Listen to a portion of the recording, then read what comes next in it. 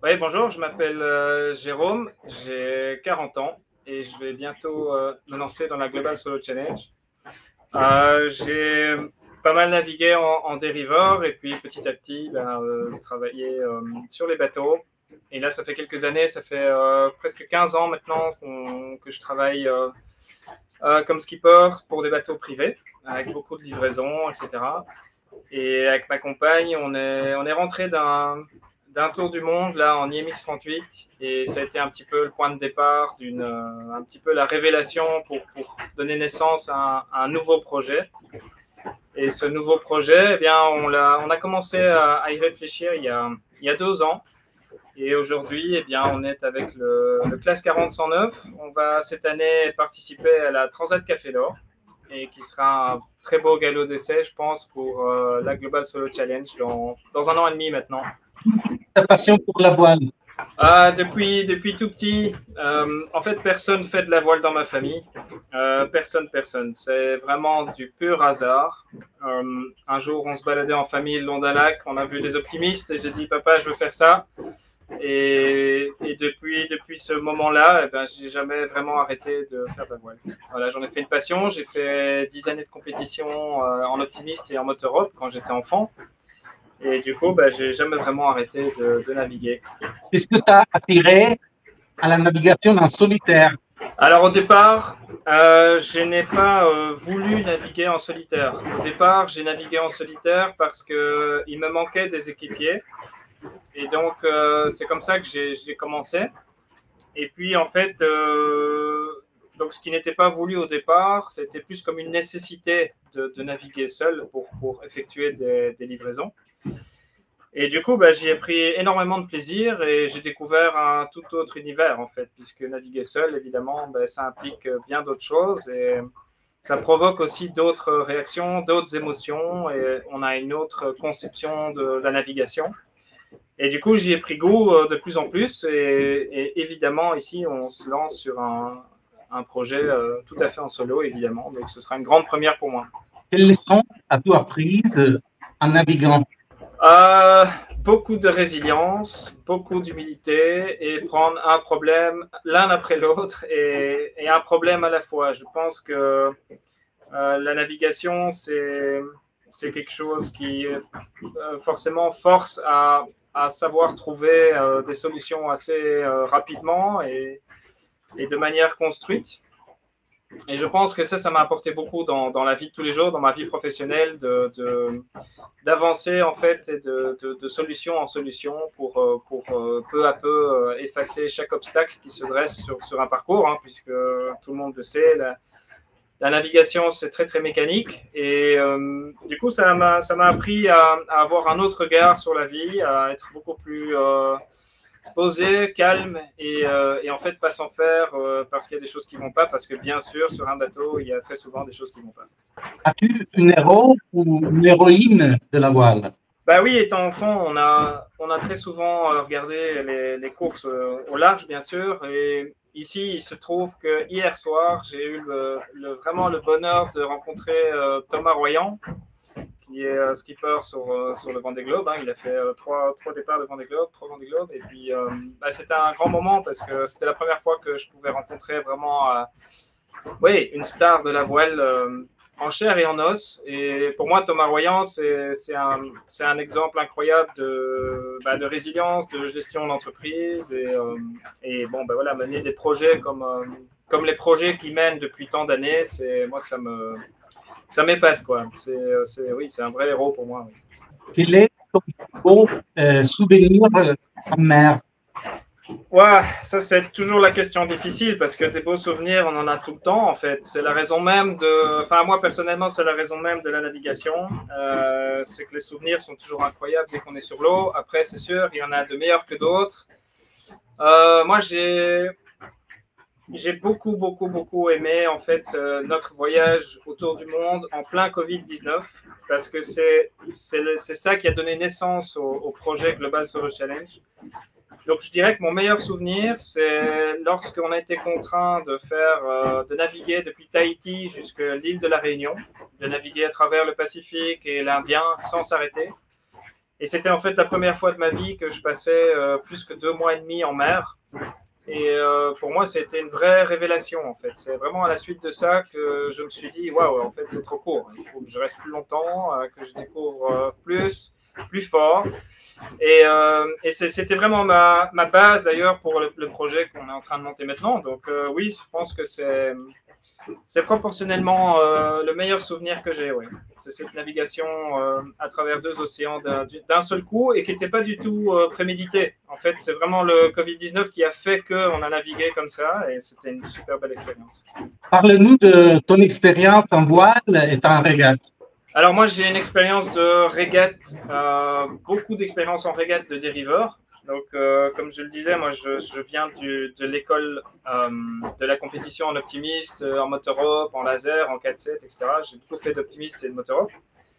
Et puis, j'ai un petit peu arrêté la compétition, tout simplement parce que en dériveur, la compétition, la navigation entre 3 bouées, c'est bien, mais ça a ses limites.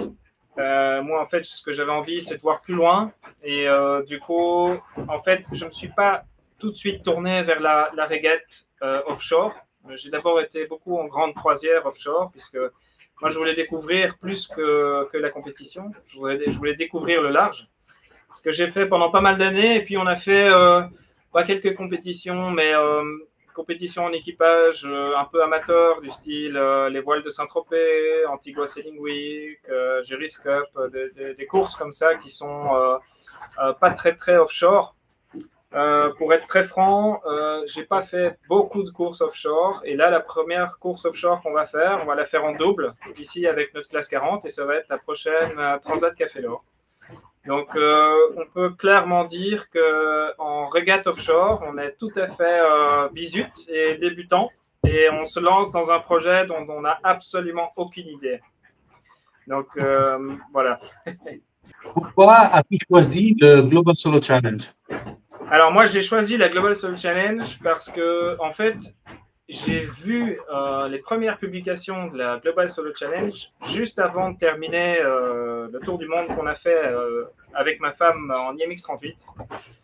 Et j'étais, en fait, ça tombait pile poil bien parce que après cette traversée de l'océan Pacifique et Indien, et on est resté 2 mois et demi en mer, moi, en fait, avant même de rentrer du tour du monde, j'avais une envie furieuse de retourner tout de suite, quoi.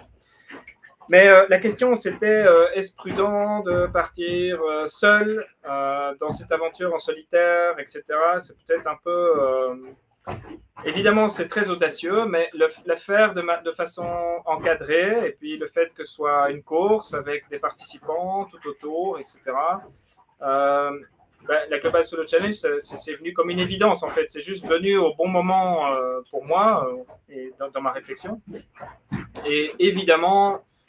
Moi, toutes ces courses, Vendée Globe, Volvo Ocean Race, toutes ces courses autour du monde, en fait, qu'on soit en solitaire ou en équipage, c'est super. L'America's Cup, tout ça, c'est génial.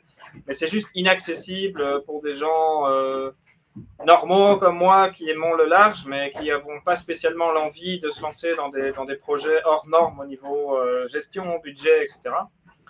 Et donc, la Global Solo Challenge, c'est le format parfait, en fait, parce que ça permet... alors, c'est très difficile d'allier les deux, mais pour l'instant, on y arrive. Mais ça permet de garder une vie professionnelle tout en préparant la course sur plusieurs années. Donc là, je pense qu'on aura pratiquement 4 ans avant le départ de la prochaine Global Solo Challenge. Donc, on aura 3 ans et demi de préparation.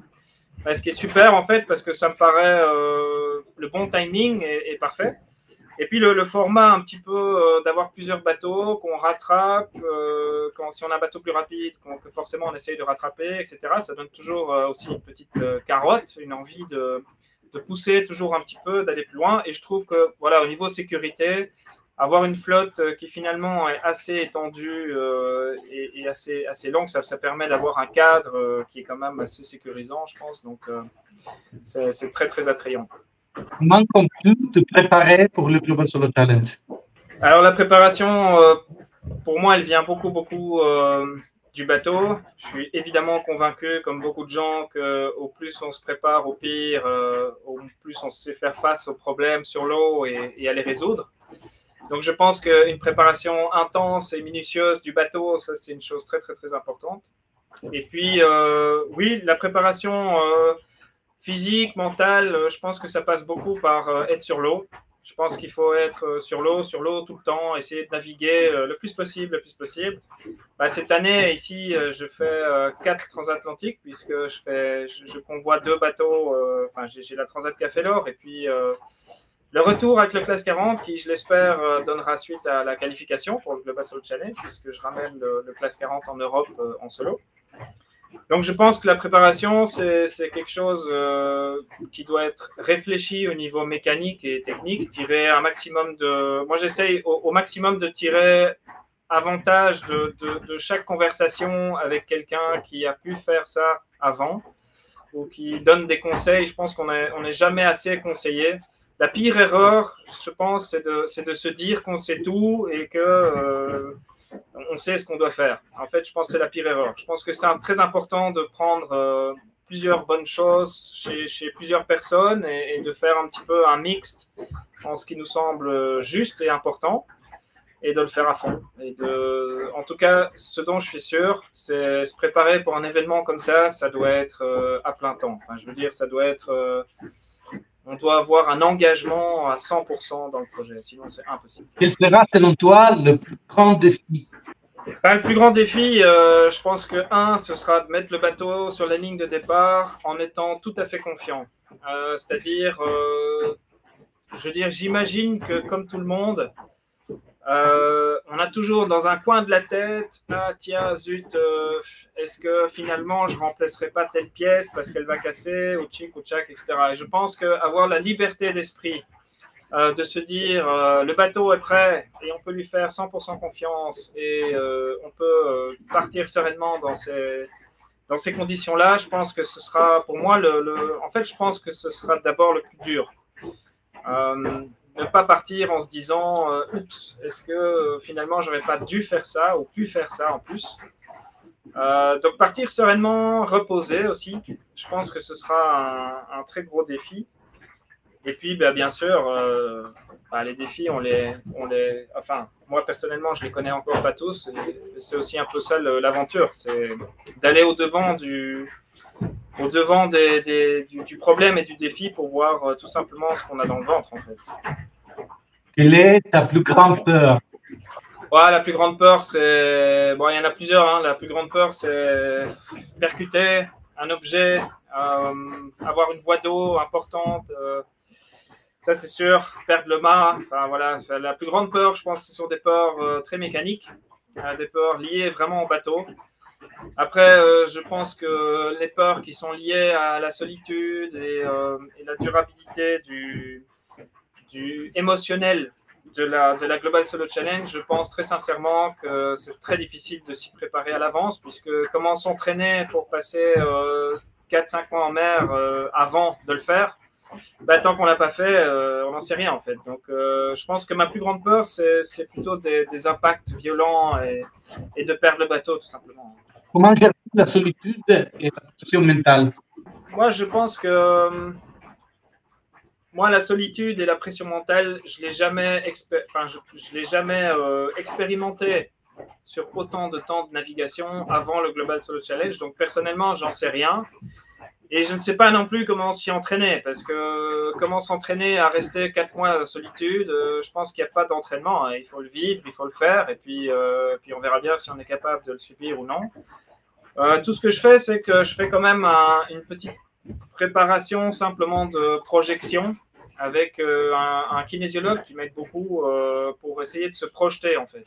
C'est surtout la projection, et si telle situation arrive, comment la surmonter ou comment se dégager l'esprit pour être au maximum constructif, etc. Donc je pense que la préparation mentale ou solitude, pour moi, ça passe plus par essayer de rester le plus lucide. Donc travailler les phases de sommeil, ça c'est sûr, ça demande de l'entraînement. Et c'est ce qu'on fait ici. Enfin, moi, durant toute la navigation, je me force à faire des petits exercices, essayer de dormir par tranche de quelques minutes, un quart d'heure, etc. Je pense que c'est important de s'exercer. Mais voilà, je pense que l'aspect solitude, en tout cas, je vois mal comment gérer la chose avant qu'on le fasse soi-même. Je pense que c'est très compliqué de s'y préparer. Ouais. C'est un peu ça la part de l'aventure aussi. Quel rôle joue ton partenaire ta famille, ton équipe te soutiennent? Ah oui, complètement. Je pense que ma famille a aucune idée des dangers, du défi dans lequel je me lance, mais moi, ma compagne, évidemment, elle est 100% avec, et je pense que très clairement, tous les concurrents du Global Solo Challenge sont en tout cas de concert avec leur compagne ou leur épouse, parce que c'est impossible de faire autrement. En fait, on vit tellement la préparation du projet intensément que ça prend toute la place dans le couple. Donc au niveau du couple, oui, il y a un soutien à 300%. Et je précise quand même que Caroline, ma femme, ce sera le deuxième skipper pour la Transat Café L'Or. On sera le premier couple marié belge à faire la course. Mais je pense que cet engagement est très très important. Après, tout ce qui est, voilà, évidemment, quand on fait ce genre de projet, on est tellement focus qu'il y a certains amis, certains membres de la famille qu'on voit plus ou qu'on voit moins. Mais je pense que c'est un des sacrifices tout à fait nécessaires à ce genre d'aventure. As-tu déjà échangé avec d'autres skippers de la Global Solo Challenge? Oui, j'ai échangé beaucoup avec Edouard de Keyser, qui était le premier Belge à s'être lancé dans la course. Donc ça, oui, pendant tout un temps, j'ai beaucoup échangé avec lui. Et puis je dois avouer que non, pour l'instant, on n'échange pas grand-chose avec les skippers du Global. C'est dommage d'ailleurs. C'est dommage, je pense que ça devrait être beaucoup plus dans un mode d'échange. Je pense que pour ça, en tout cas, merci beaucoup, parce que le groupe WhatsApp, ça permet aussi d'avoir des échanges, même si on est très loin des autres. Et c'est ça aussi, je pense, qui est génial avec la Global Solo Challenge, c'est que c'est très, très, très international, beaucoup plus que les courses françaises, évidemment. Et donc, ça permet de brasser pas mal de nationalités, de gens, de parcours tout à fait différents. C'est super enrichissant. J'ai aussi eu des contacts avec un autre Belge qui voulait la faire. De temps en temps, Jemila. Donc, oui, voilà, ouais, on essaye, pas assez à mon goût, mais on essaye d'avoir quelques contacts, oui. Parlez-nous de ton bateau. Alors, mon bateau, c'est le classe 40 numéro 109. C'est un Pogo 40 S2 de 2011. C'est un bateau qui est déjà vieux pour la classe 40, qui peut plus du tout prétendre au moindre classement. Mais c'est pas grave, parce que moi, ça m'arrange très bien. C'est un bateau qui a déjà été éprouvé, qui a déjà fait pas mal de milles. Et donc, du coup, voilà, accessible autant sur le plan financier que sur le plan technique aussi. Et puis, soyons clairs, hein, moi, je suis pas là pour faire du résultat quelconque. Moi, je suis là pour mes priorités, c'est d'abord prendre du plaisir. Donc, j'ai pas besoin d'avoir un bateau high-tech. Moi, j'ai besoin d'avoir un bateau qui soit fiable et qui soit vraiment sur lequel on peut compter et sur lequel on peut s'appuyer. Donc, c'est la raison pour laquelle on a commencé déjà pas mal de travaux là sur le bateau, que ce soit en termes d'électronique, que ce soit en termes de carène, que ce soit en termes de gréement courant, etc. Donc, je pense que c'est un très beau bateau. Ils ont été construits à 7 exemplaires seulement. Je pense qu'il n'y a plus que 6 exemplaires qui naviguent. Et donc, du coup, moi, j'ai une version un peu spéciale parce que les 2 derniers numéros des Pogo S2 ont eu une cloison qui est derrière moi. Ici, la cloison, elle était très reculée avec un mât beaucoup plus en arrière. Et donc, du coup, la volumétrie à l'avant est un petit peu plus importante. Donc, le bateau, en fait, quand on l'avait acheté, il avait déjà aussi ses mousses, 5,5 mètres cubes de mousse flottante. Et donc, du coup, on a rajouté des cloisons étanches, etc. Donc, on va progressivement se rapprocher de plus en plus du cahier de charge final en RSO 0. Donc, on sera en catégorie 0 très bientôt, totalement. Donc ça, c'est évidemment le minimum pour partir. Donc voilà, j'espère pouvoir donc faire la Transat Café L'Or, qui va être un très très bon galop d'essai grandeur nature, et puis surtout le retour l'hiver prochain, janvier 2026, qui en accord avec Marco, bien sûr, qui sera ma qualification pour la Global Solo Challenge 2027. Pardon. le format du GSC est différent. Les départs étalonnés. Oui, les départs étalonnés, oui. Bah, moi, je trouve ça justement absolument fabuleux que l'essence même de la course, ce soit de permettre un peu à tout le monde de choisir son bateau selon ses compétences, selon son budget, selon ses envies, selon sa façon de naviguer. Il y a tellement de critères différents qui poussent quelqu'un à valider le choix d'un bateau. Et je pense que le format de la GSC, de laisser à chacun valider le bateau avec lequel il veut partir, suivant ses envies, etc., je pense que c'est un format qui est absolument fabuleux. D'autant aussi, il faut rappeler quand même que la GSC, c'est le premier événement nautique qui est en ISO 200-21. Donc, c'est le premier événement nautique qui est complètement en gestion durable. Et je pense qu'il est bon d'inverser la tendance de l'escalade technologique et que réutiliser des bateaux qui sont, par exemple, comme celui-ci, moi, mon bateau, c'est classe 40-109, il est trop vieux pour faire du résultat. Pourquoi pas le remettre en service dans des courses où les bateaux plus vieux d'ancienne génération courent ensemble, c'est une excellente idée. Et évidemment, les départs échelonnés, bah oui, c'est un petit peu le principe du lièvre et de la tortue, c'est-à-dire on laisse partir les plus lents et les plus rapides partent après. Et le but du jeu, c'est évidemment de franchir en premier la ligne d'arrivée. Je pense que c'est un super format, très original et qui est tout à fait en accord avec les valeurs d'aujourd'hui. D'ailleurs, on a bien vu la Formule 1, les IMOCA, il y a énormément de choses qui sont remises en question par rapport à tous ces événements sportifs qui sont très, très, très énergivores. Et je pense qu'être dans cette tendance de la Global Solo Challenge aujourd'hui, c'est très, très important parce que c'est très dans l'air du temps. Moi, j'ai énormément de contacts partenaires qui s'intéressent à la course, tout simplement parce que cette carte, un petit peu de changement, fait du bien, en fait. Donc oui, ces départs étalonnés avec ces bateaux que les concurrents peuvent choisir, oui, je trouve que c'est vraiment l'essence même d'une course comme ça devrait être tout à fait développée, c'est sûr. As-tu déjà trouvé le budget pour la participation? Alors oui, c'est très compliqué, comme tout le monde le sait, ou sans doute, en tout cas, trouver un budget pour le départ de la course, c'est évidemment le nerf du problème. Moi, personnellement, j'y passe à peu près 95-95% de mon temps, je passe derrière mon téléphone ou le PC pour avoir un budget. Mais là, je suis très content, c'est parce que c'est la raison pour laquelle, en fait, quand on a lancé le projet de la Global Solo Challenge 2027, quasiment tous les sponsors qu'on touchait étaient très intéressés, mais le bémol, c'est que c'est trop loin. 2027, c'est dans trop longtemps. Pour une entreprise, c'est très compliqué de donner des sous maintenant pour une course qui va se dérouler dans 2 ans et demi, 3 ans. Parce qu'il y a toutes ces questions très légitimes de se dire ok, ben, qu'est-ce qui va arriver d'ici là, est-ce que tu vas partir, pas partir, pourquoi est-ce qu'il n'y a pas d'autres courses, etc.